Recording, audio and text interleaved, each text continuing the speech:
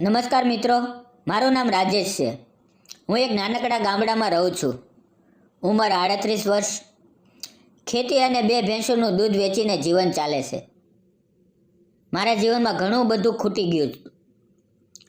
6 વર્ષ પહેલાં મારી પત્ની પ્રિયાનું રસ્તામાં ટ્રેક્ટરની અડફેટે અવસાન થઈ ગયું હતું. એ પછી બાપુજીએ પણ એક પછી એક મને છોડીને ગયા. ઘરમાં ફક્ત હું, મારી 2 ભેંસો અને એકલતા. દિવસ ખેતરમાં પસાર થાય, રાતો ચૂપચાપ.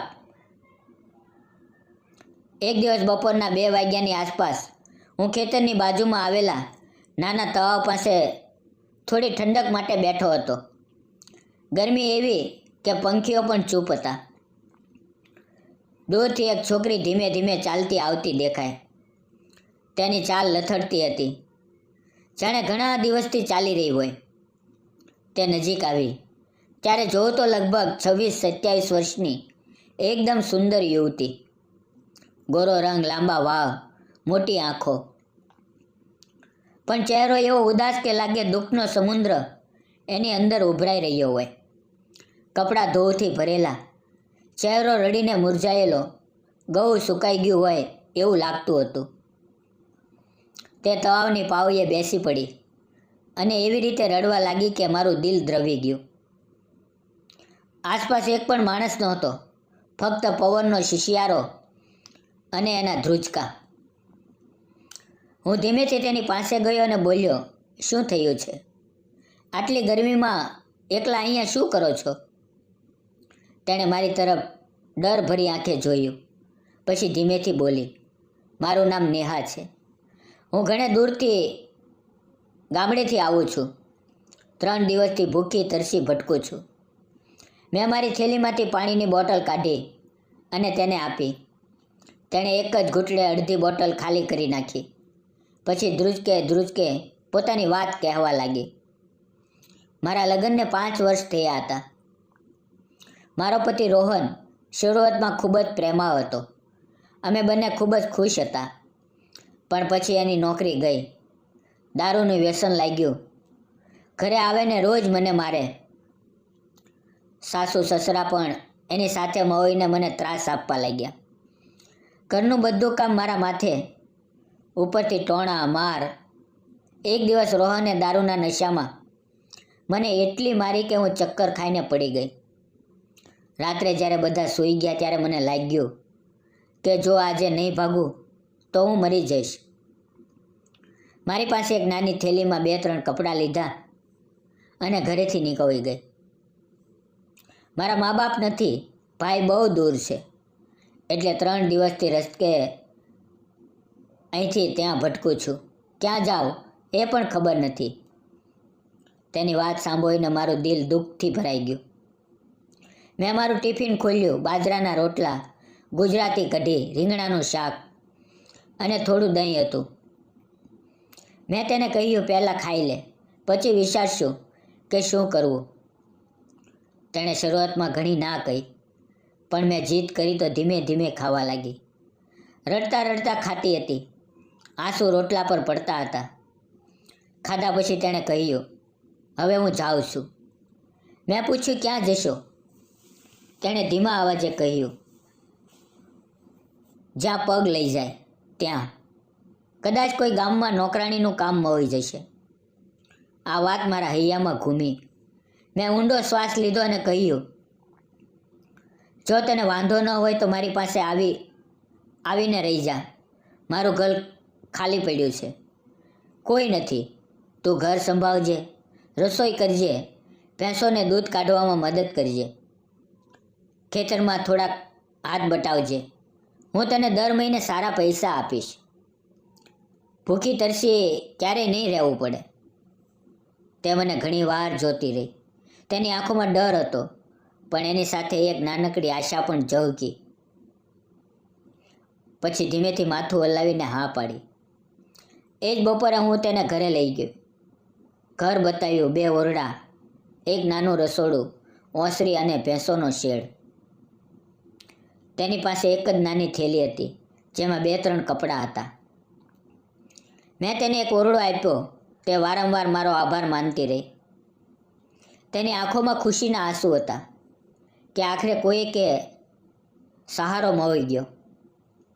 સાંજે તેણે એટલા સ્વાદિષ્ટ રોટલા અને શાક બનાવ્યા કે મને ઘણા વર્ષો પછી ઘરનો સ્વાદ લાગ્યો.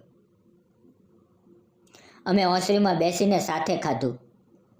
તેની નજર દિવાલ પર લટકતા એક ફોટા પર પડી. તેણે ધીમેથી પૂછ્યું, આ તમે છો ને? આ સ્ત્રી કોણ છે? મેં ધીમા અવાજે કહ્યું, મારી પત્ની પ્રિયા. 6 વર્ષ પહેલાં જ એક એક્સિડન્ટમાં ગુજરી ગઈ. મારી આંખો ભીની થઈ ગઈ. મેં કહ્યું, અમારા લગ્નને 2 જ વર્ષ થયા હતા. એક દિવસ બજારમાંથી પાછા ફરતા હતા ત્યારે ટ્રેક્ટરની અડફેટે હું બચી ગયો.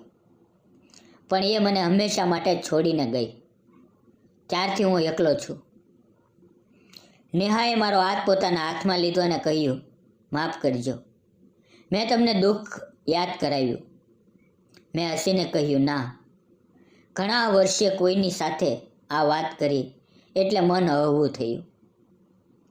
એ રાત્રે મને ઊંઘ ન આવી. ઓસરીમાં ખાટલો નાખીને સૂતો હતો ત્યારે નેહાનો ચહેરો વારંવાર સામે આવતો હતો.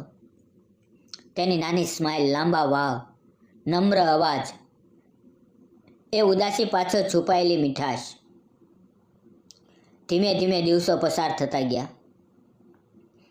નેહા સવારે 4 વાગ્યે ઉઠી જતી, ભેંસોને દૂધ કાઢતી, ઘર ઝાડતી, ચા બનાવતી, ડબ્બો બાંધતી. બપોરે તવા પાસે ભોજન લઈને આવતી અને મારી સાથે બેસીને ખાતી. અમે ઘણી વાતો કરવા લાગ્યા. મારું મન તેના તરફ ખેંચાવા લાગ્યું. જ્યારે તે ખેતરમાં કામ કરતી ત્યારે હું તેને ચોરીથી જોતો રહેતો. ખુલ્લા વાળ, ગોરો રંગ, ચહેરા પર પડતો પરસેવો, નાનકડું સ્મિત, બધું જ મને પાગલ બનાવતું. એક દિવસ હું ભયાનક મેલેરિયાના તાવમાં પડ્યો. શરીર બળતું હતું, ઠંડીથી કંપી રહ્યો હતો. નેહાએ મને એકલો ન છોડ્યો. ગામના ડૉક્ટરને દોડીને બોલાવ્યા. દવા લાવી આખી રાત માથે ભીનું કપડું મૂકતી રહી. હાથ પકડીને બેઠી રહી. તેની આંખોમાં એટલી ચિંતા હતી જાણે હું તેનો પોતાનો હોઉં. 4 દિવસ સુધી તેણે મારી એવી સેવા કરી કે મને લાગ્યું આ છોકરી મારા માટે જન્મી છે. જ્યારે તાવ ઉતર્યો ત્યારે એક સાંજે અમે તળાવની પાળીએ બેઠા હતા. સૂર્ય ડૂબી રહ્યો હતો. પાણીમાં લાલ પીળો રંગ રમી રહ્યો હતો. મેં તેનો હાથ હાથમાં લીધો અને કહ્યું, નેહા, નેહા, તું મારા ખાલી જીવનમાં રંગ ભરી ગઈ છે. મને તારી સાથે બાકીનું જીવન વિતાવવું છે. શું તું મારી પત્ની બનીશ? તે થોડી વાર ચૂપ રહી. પછી આંસુ સાથે હસીને કહ્યું, તમે મને જ્યારે કોઈ સહારો નહોતો ત્યારે ઘર આપ્યું. ક્યારેય મારી સાથે ખરાબ વર્તન ન કર્યું. તમારી સાથે મને સુરક્ષા અને પ્રેમ બંને મળે છે. હા, હું તમારી સાથે જીવન વિતાવવા તૈયાર છું. એ રાતે અમે ઘણી વાતો કરી. બીજા દિવસે અમે ગામના મંદિરમાં ભગવાનની સાક્ષી રાખીને લગ્ન કરી લીધા.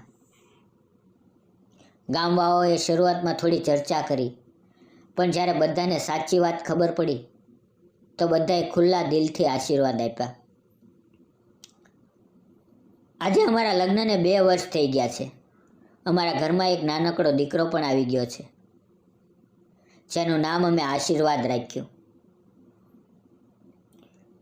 મિત્રો, નેહા મારી પત્ની નહીં, મારું બધું બની ગઈ છે. સવારે જ્યારે હું ઉઠું ત્યારે તેનું હળવું સ્મિત, એને જોઈને મને લાગે કે મારું જીવન ફરીથી શરૂ થઈ ગયું છે.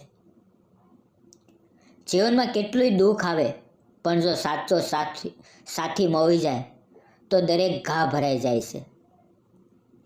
આજે મારું ઘર હસે છે, ખેતર હસે છે, ભેંસોનું દૂધ પણ વધુ આવે છે અને મારું દિલ પણ દરરોજ હસે છે. આ મારી અને નેહાની સાચી વાત હતી. મિત્રો, જે દિવસે મેં તળાવની પાળીએ એક રડતી છોકરીને મળી હતી એ જ દિવસે મારું નસીબ બદલાઈ ગયું. મિત્રો, તમને વાર્તા કેવી લાગી? કોમેન્ટ બોક્સમાં જરૂર લખશો.